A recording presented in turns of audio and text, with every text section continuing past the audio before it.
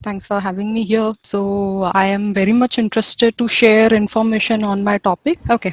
So my topic is use case on Amazon AWS CloudTrail with NIF. So as many of you have their own, you can say cloud services. So this is the topic. We suppose if you have your Amazon AWS account and you would be interested to have all the logs onto the NIF web console and derive and use a lot of use cases. So what I'm going to take you through today is that you're going to see the various you can say the what is actually Amazon AWS CloudTrail and what all concepts which you need to go through it before going ahead with working on to the Amazon AWS CloudTrail. Then we'll be seeing how do you actually integrate with NIF, what are the steps followed, what all prerequisites which are there. Then you see once you have got the logs and what are you going to derive from the log information received, as in what are the meaningful insights from them. So that is in the form of use cases. We are going to see the list, some of the list which I'm going to show them, and which will be followed by a demonstration. So with this, so this is what I'm going to present for you all. Now once we see that, first thing that comes in mind is like what is AWS CloudTrail. So this is like an Amazon web service, and in this what you do is like you get you can say all the operations or the auditing information or the governance. You can enable all of this through your Amazon AWS account. What are you going to do with that? You can take care of all the actions which are taken by the, you can say, list of users, like the list their particular roles, the Amazon services which are recorded, which are in the form of events inside your CloudTrail. So what are these events? So these events and actions, they are added inside your AWS management console, or you can say through your CLI, that is your command line interface, through your SDKs, and through your API, non-API account activity. So once you have your account available, means you have registered, so you can see you can check all your activity happening, and where it has been stored, it will be stored inside your account. Again, at the same time, what you need to do is you need to see what are the different like concepts which you need to go ahead while working with the AWS CloudTrail. So there are some important concepts which you know is like CloudTrail events. So CloudTrail events are nothing but the management events and the data events. These are, or the insight events. So if you say the management events, by default it is enabled, and it is also called as, you can say, control plane. Means you manage everything, like your configuration security. You are registering the devices. You are configuring configuration of your rules, setup of your logging. Then you can have your API, non-API events. Everything is there. Now that is what management, like you are managing all activities, or you can say creating an instance, or creating a you can say a particular you can say virtual private area, or VPC you are providing, or you're providing an role to a particular user, or you can say you're creating any instances. So all of these are inside the management. And the next is the data events. It consists of your actual data which is flowing through and flow, and it is completely high volume of activities. And you have two data types inside it, that is Amazon S3 and your Amazon Lambda. So if it is related to getting any object, or if it is like deleting any object, if you are transferring data, so it is there. By default this is also you can say disabled. And you can say initially the enabled is the management, and whenever you want to enable it, so you can provide settings, and then you can enable it when required. And there is also called as insight events. And what it actually does is you capture your unusual activity. I mean, suppose you have 100, or you can say 50 Amazon S3 accounts, or the buckets are there, and you have deleted them through the API calls per minute. But in the log, you say at an average you have something called as 150 buckets which are deleted per minute. So what it does is it's going to keep a track of the start and the end activity, and it's going to create an insight. If something else also happens, so it will be created like after 10 minutes, insight 2 will be started. So this is what a cloud trail event is like, which where you have the management data event and the insight events. Now at the same time, there is one more called as cloud trail event history. So what does it do? You keep track of all your history, your records for the past 90 days in your cloud trail events, and whatever actions are there, you can keep track of them. You can customize your columns, means which column you want to display. Then there is something called as, you can say, trails. Now as you can see in the AWS cloud trails, what is this trail? So this trail is nothing but it's a configuration actually, and it enables delivery of your cloud trail events. It is through your Amazon S3 bucket or your CloudWatch logs or your CloudWatch events. So you can see all of them. And where do you see this trail? How do you create it? You need to have an access to your Amazon AWS account. Suppose I'm taking you to my AWS management console. So if you see it over here, and this is created for the net trading purposes. So if I just see, I'm interested to see the service for the CloudTrail. So I'm going to provide CloudTrail, and I'm going to CloudTrail console. So you can see create a trail. So once you create your trail, there are a list of steps which you need to look at. Is like, okay, what is the trail name, or what is the you can say encryption type which you're providing, or what is the log type, the log file it is enabled is in which uh, type of encryption method, or SSE KMS or SSE S3. It's called as your server-side encryption mechanism, which is provided by the AWS itself. And then you can say, what is your actual storage location? Are you creating a new S3 bucket, or you're using the existing one, or are you providing any additional settings, like you can say log file validation, or you can say SNS notification delivery, means you are forwarding the logs to the bucket, means that notification will be enabled. So once that is there, so you can see that is your trail. Okay, so trails are nothing but you have all those information with you. And then comes the organization trails. So organization trails are nothing but you can create your own your Amazon account, and for your organization, and give same permissions to you can say to delete, to return, login on and off, or change type of log events for a specific account. So this will keep you will have your uniform event strategy for your entire organization. So it's similar to like creating a trail but for the organization. So however you want, you can configure and you can maintain it. It may be called as, you can say, a master account. Then comes your CloudTrail CLI. So it's nothing but your command line interface. So you have your terminals where you say, okay, type this command and do the activity. Type the command, give the list of trails. It will give you list of trails. So there are like some 19, 20 commands which are there, like create trail, delete trail, describe the trails, or get the trail detail, or list of the tags which you have, display all the public keys. So using the CLI, you can do that. And then you have some called as the CloudTrail API, like your application programming interface. It's actually for express use. You can allow communication between your applications. So it's very important that you have your APIs also available. You may have APIs without the API logs, and in the APIs, what do you do is like information which you receive is the identity of a user, or the start time of API call, the source IP address, the request parameters, response elements.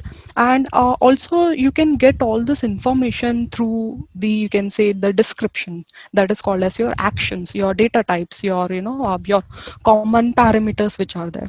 So then comes another CloudTrail concept as the AWS SDK. So this is like for you can say for those who are actually using or seeing for the first time. Is just nothing but that you have your own you can say developer option. You can create your applications, you can develop your applications, and suppose you have hardware and the OS together, you can have, or you can create one or more APIs, or you have your own sample code and the document.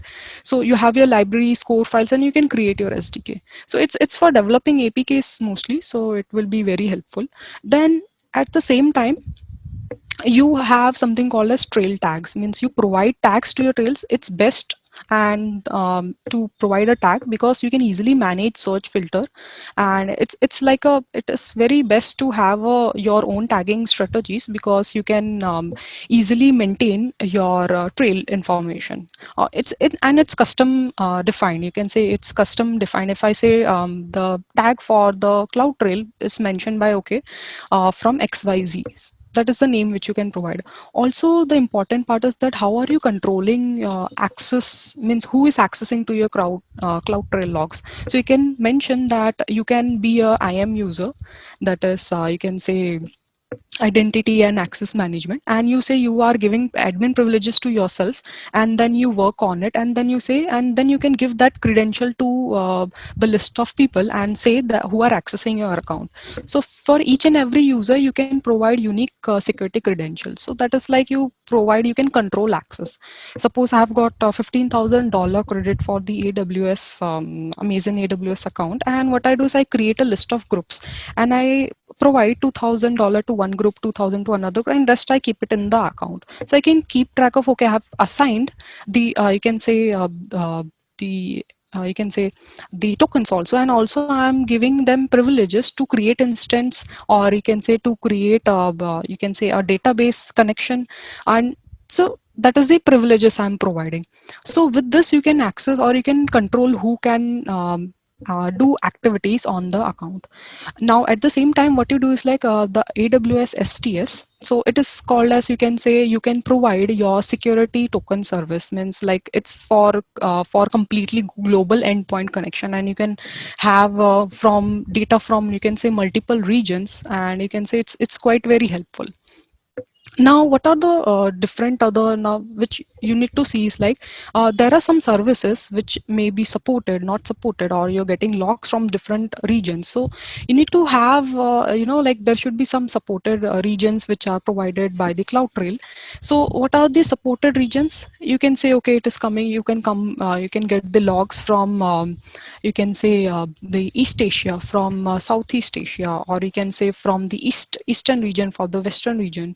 And then the important part is like the log file example. How does that particular log file looks like? Okay, it will provide you the particular information, you can say the access ID, or you can say the location, or you can say it is coming from a specific region.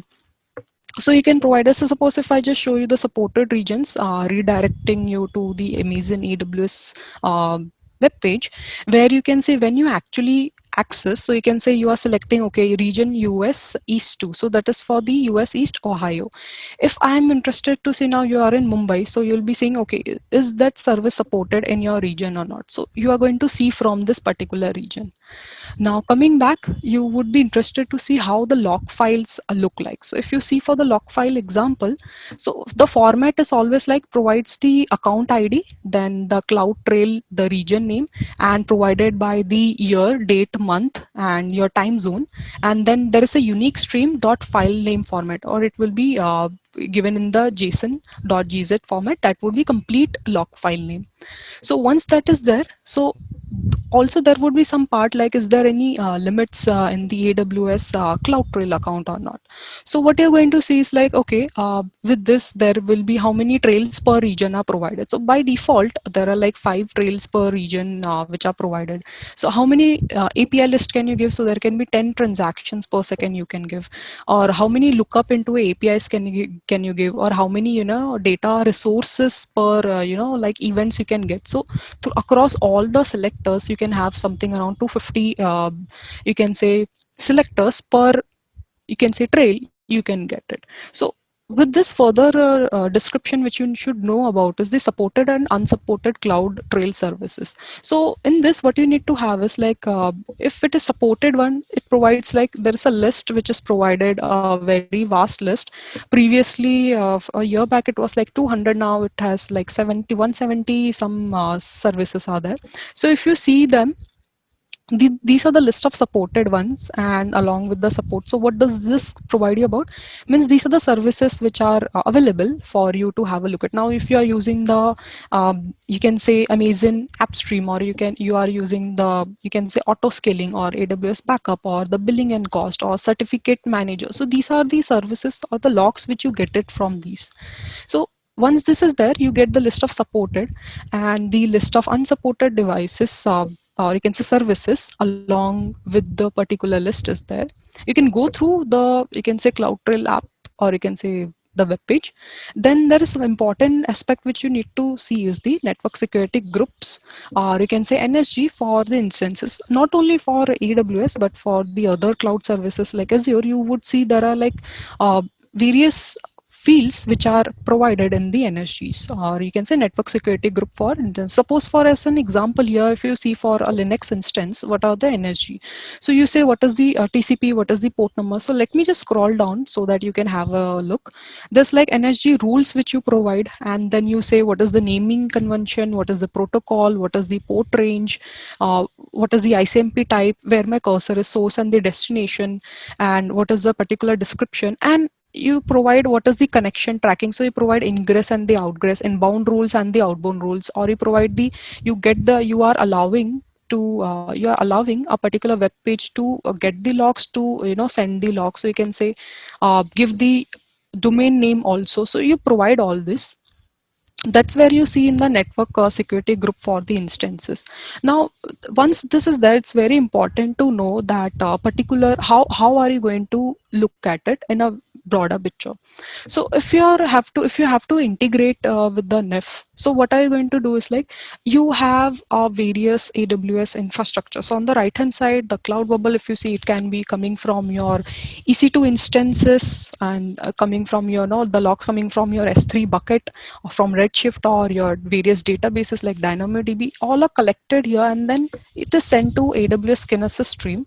Also you have a connection from external network, where you have list of servers, another list of EC2 instances, or endpoint device and the users. So you collect all those logs, and it is forwarded through your AWS Kinesis data stream. So what is Kinesis stream? It's a streaming service. It collects your streaming data, and in the real time it sends the data in a very very quick and the fast process.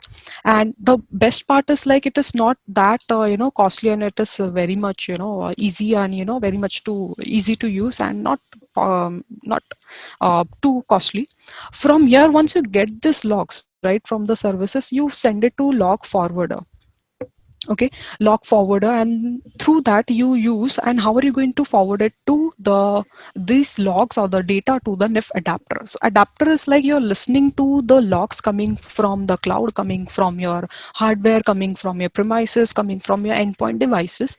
So with that, what do? Is like, you do the cloud integration with the NIF. So once that is done, there are some steps which are involved in this, which consist of, the first step is the prerequisite, where you have the admin access to your AWS console.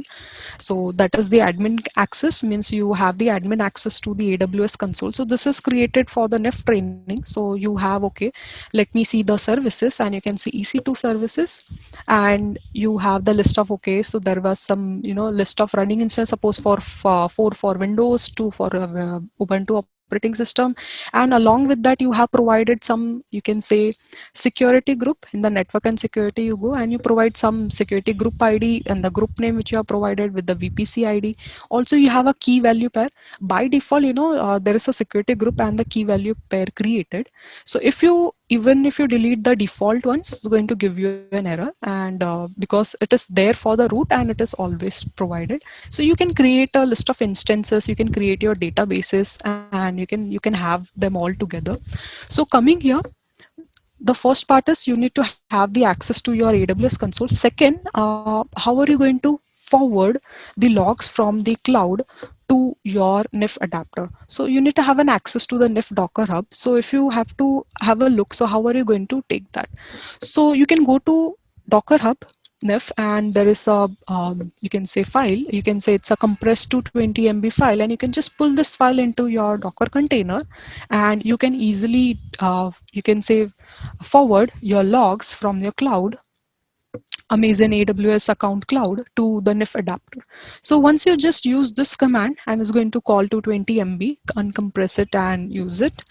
So then what you can do is like, okay, then what you need to do is like that is the prerequisite. Next is like the hardware OS network prerequisites, means that in the hardware what would be how it would be dependent on. So you can say on your logs which you are expecting.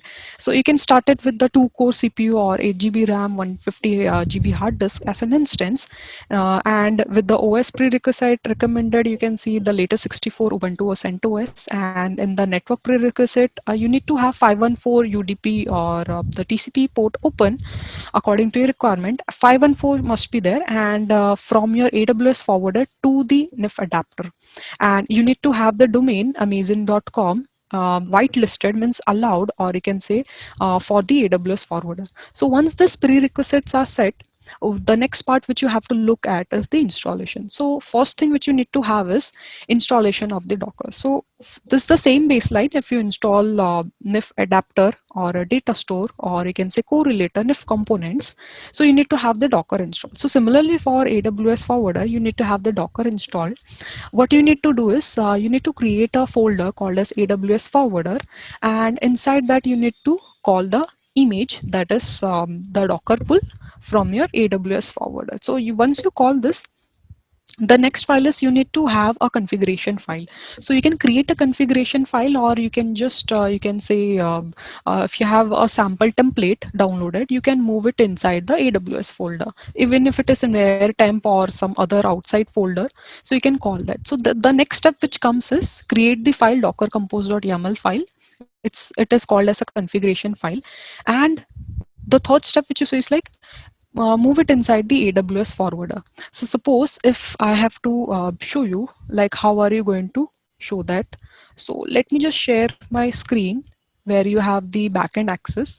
So you can see now this is I'm logged in into my Docker container. So there is a folder called as AWS forwarder, and you can say there is a configuration file. So there are two configuration file, one is for the adapter and one is for the AWS forwarder.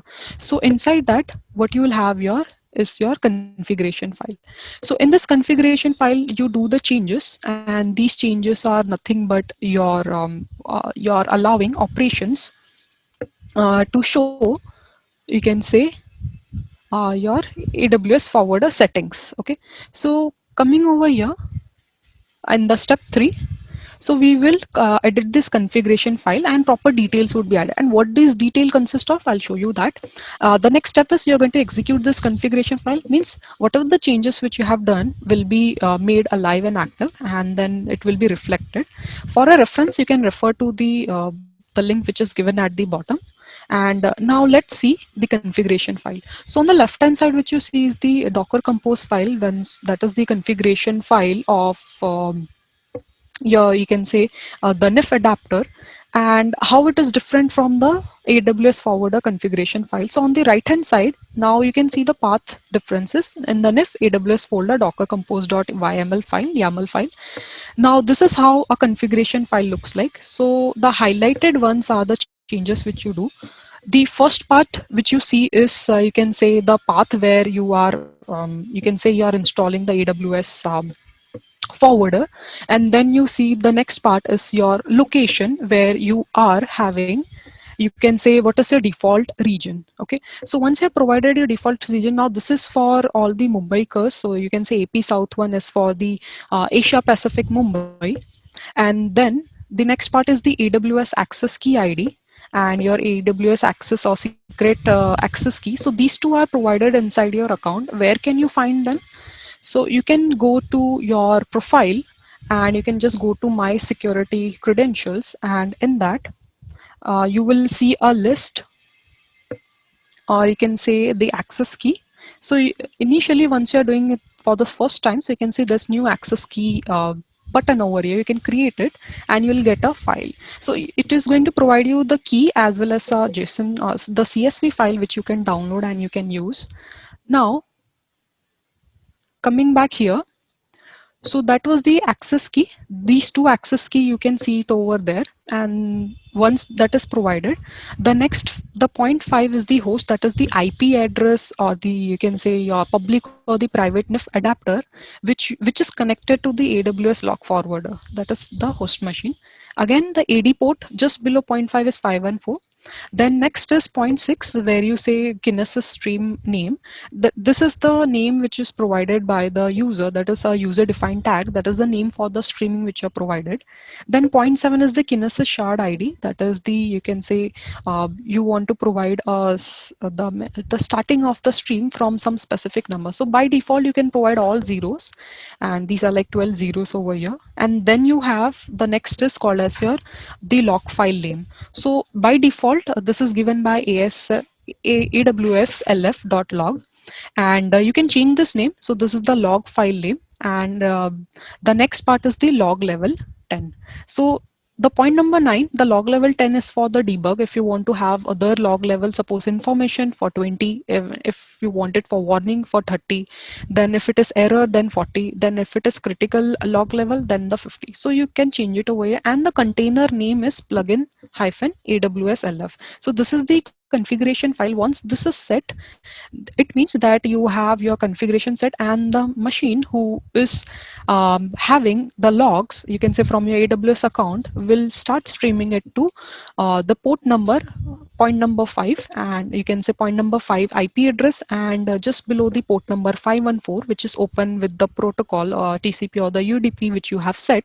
Once that is done, the next part is like you are getting the logs, and which you need to derive information. So with the above steps which you have just seen, you capture the relevant log data from multiple services. So this was you are getting from AWS CloudTrail services, and the next step which you need to do is like derive interesting insight from this data.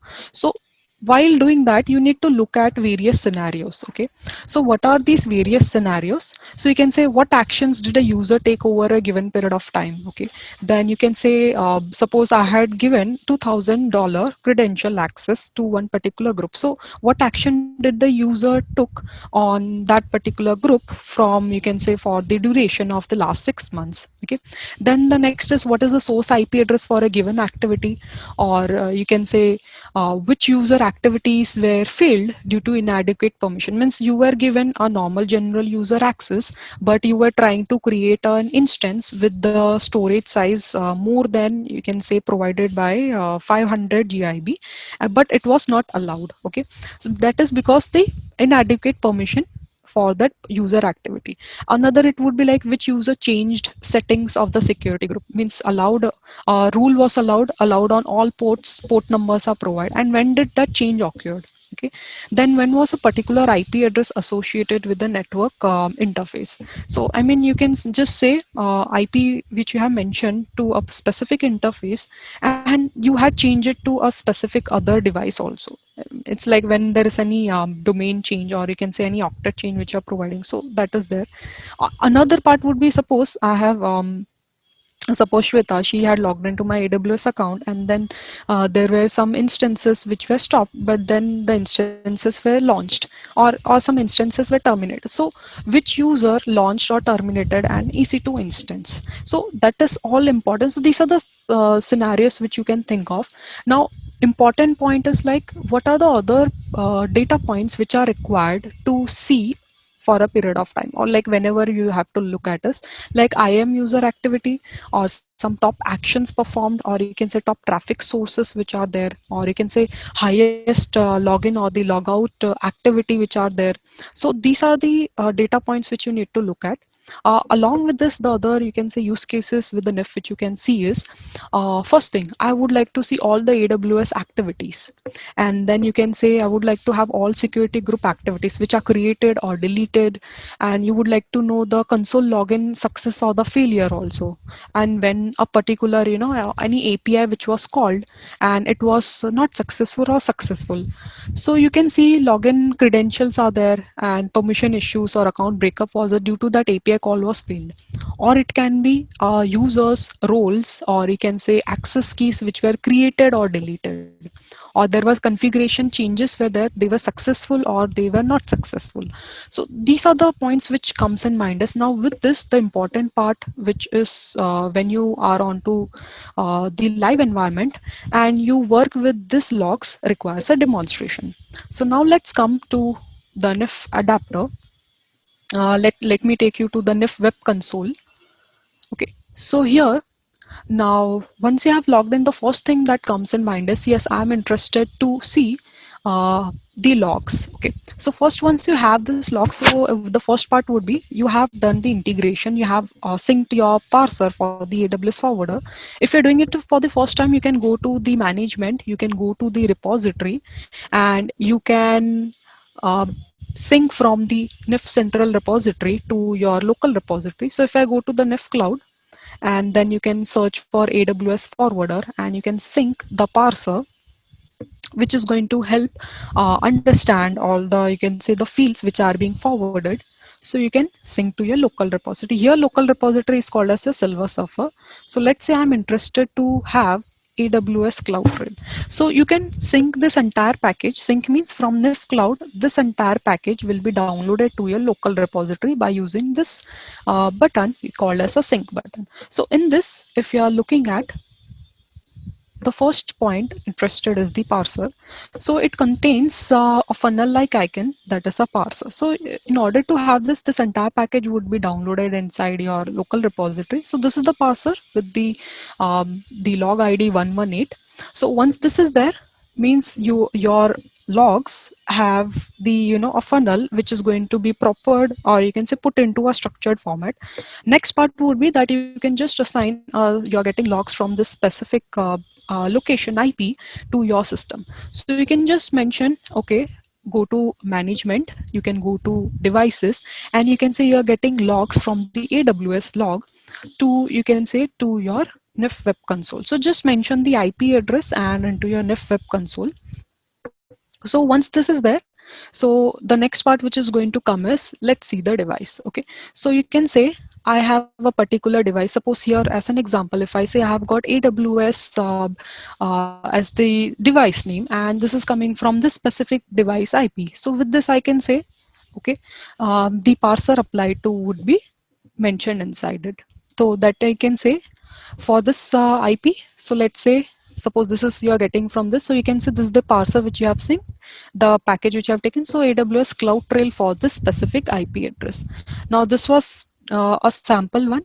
Okay, so let me just take for the experiment, and then you can just provide the particular, you can say, your IP address, and you can say that this particular IP which you are getting logs from the AWS account with this IP, and you are given some priority, and you have applied a parser and you have synced the parser. So once that is done, now I'm going to just click on cancel now, because don't want to apply the changes to the existing device IP. Once this is done, now I am interested to see the logs. So let's go to the search interface and let's display the CloudTrail logs. So where are you going to see that? So by using the favorite query, which I find very interesting. So what you can do is like, okay, I'm interested to show the AWS CloudTrail logs.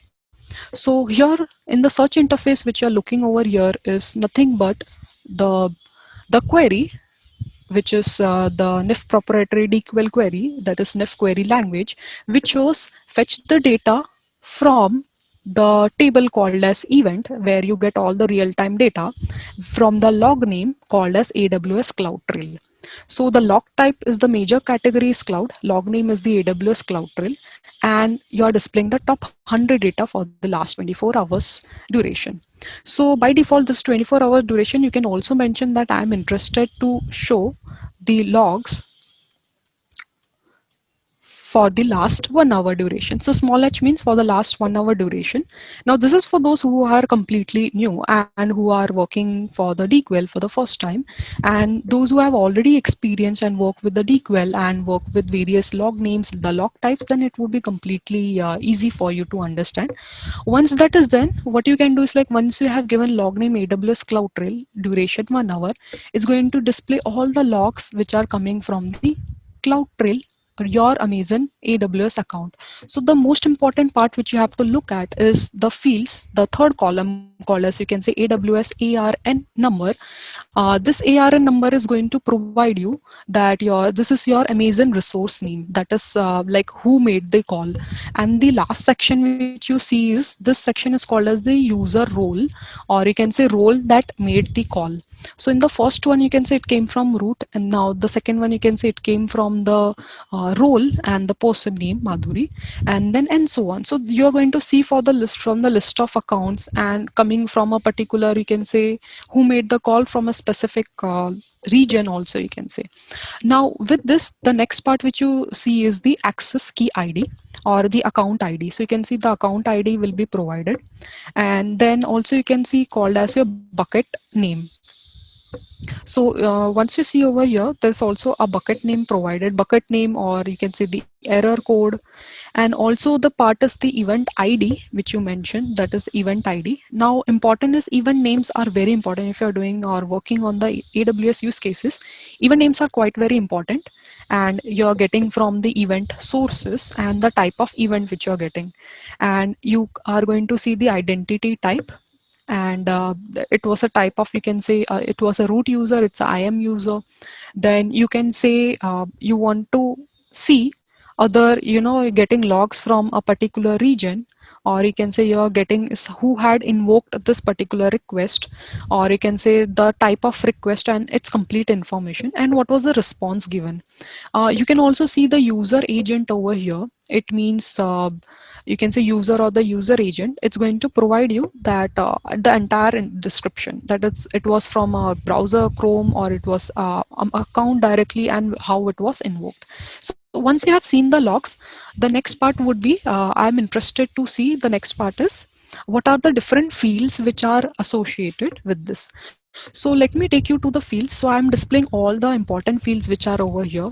So let's say I'm displaying AWS ARN number, the account ID, the bucket name, all the description information. So with this, what you have done is, I have given an account ID. From this account, I have some list of users who are, or also I'm getting API call logs, non-API logs. I can see different event sources I'm getting. So here you can see event name from console login, from get bucket encryption, list tables. Event sources are there. It's coming from, Amazon AWS sign in, or S3 Amazon AWS.com, or you can say from the DynamoDB. I'm getting all from the STS Amazon AWS.com. Type is, you can say, console sign in. It was an API call. Here you can say API call means it's from the API call. This is coming from the non-API call. It's coming from AWS service. Then you can say what is the identity type. So there are various identity types. Here you can say root and the IAM user. Others are like assumed role, federated user, AWS account, AWS service. All this list are here, and the regions. And the other parts also quite very important. So here you can see what was the error code, it was invoked by whom, and which particular user. So this is where you say display all the fields from the table event where log name is AWS CloudTrail. Now this was just to display that I want to see the field names, but I want to see all the IAM user activity. So IAM user activity, you just mention identity type as IAM user and display the field. So what all activities the this particular user has done. Okay. Now this can also be classified further into who is this particular IAM user, the name of the user also. So with this, only those logs will be filtered and displayed to you who has you can say done the activity or any log activities by the IAM user. Okay, so along with this, you can mention the important part is like this particular user has done any action. Action can be related to the login, any API call, or this particular user was just created or deleted. Was there any particular role which was assigned or not assigned? So once that is done, it's all done, and it displayed it to you.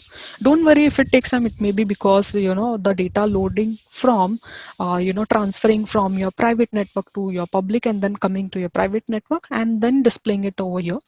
So this go.nif.it is a complete, you can say, a web page where you are calling. It's for the visualization. You are looking at your console. So this NIF web console is going to display all the logs in a very proper, structured format. Okay. So once this is done, so with this query, what this is going to give, it's going to give you ARN number, account ID, the bucket name, the error code, event name, source name, the type of the event, and so on, fields for only for the identity type I am user. So here I'm not mentioning root, I'm mentioning only I am user. Okay. So let me just take. Okay, so here with this you get the only for the identity type I am user only you're displaying. Now I'm more interested to filter out this information more.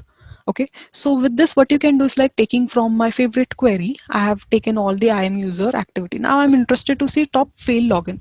Only one field which you need to add is just take action login fail and just display your result. So with this what you're going to get is column, you can say here group count unique is a function where you say action, identity type, and the source IP. So you can say for the login fail for the IAM user, from this source IP I'm getting these many counts for the duration of 24 hours. So this is for the action login failure. Now with this one more part would be, you can say what are the different actions which you have. So if you display the action, only one field which is provided is the action field. Okay, so with the action you can say there's a login fail or a login success or the security group change. So you can see all of these counts.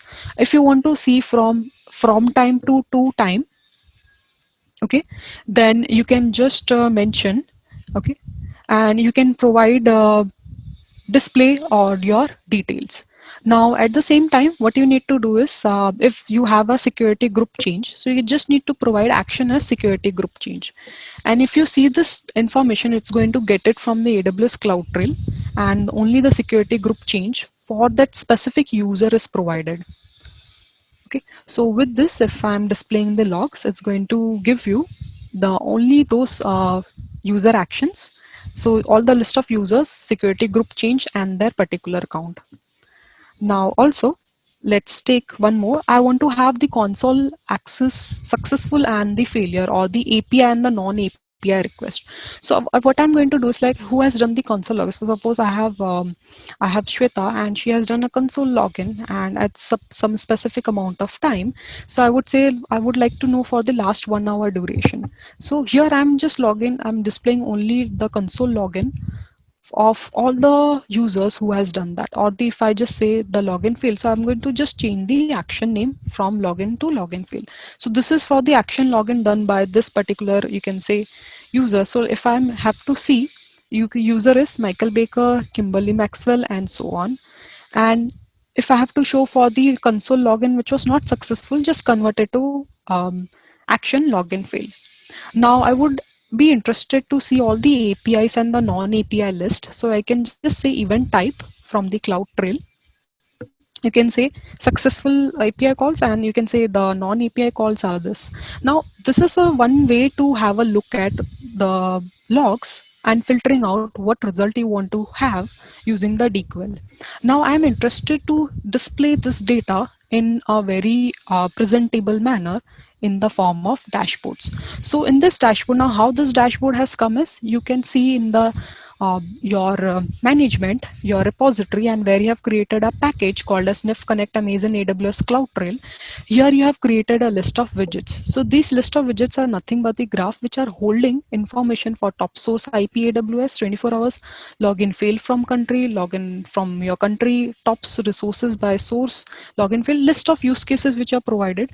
You call all of them and you present it into your dashboard where you have the list of all the widgets present.